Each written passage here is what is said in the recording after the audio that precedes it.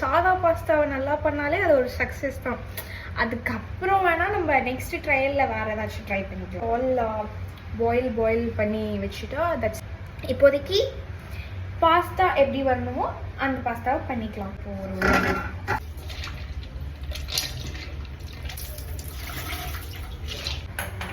இதில் கொஞ்சம் சால்ட் போட்டுக்கலாம், கொஞ்சமாக ஆயில் விட்டுக்கலாம். ஆயில்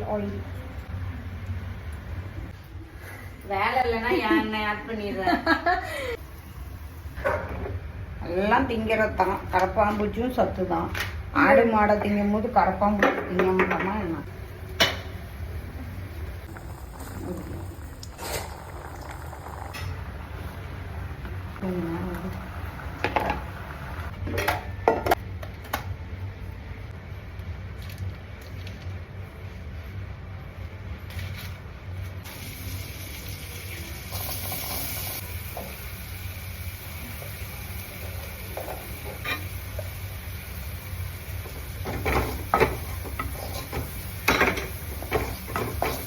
நான் வந்து யூடியூப் வீடியோ பார்த்துருக்கேன்.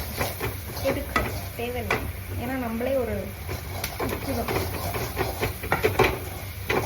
இப்போ வந்து நம்ம வந்து பால் ஊற்றிக்கலாம். போர்ஷன்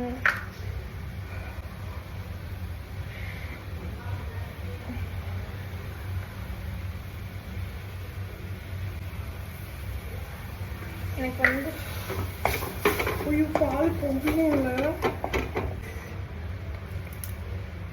காரமாக இருந்தால் நல்லா இருக்கும். அவ்வளோ காரமாக வேண்டாம்.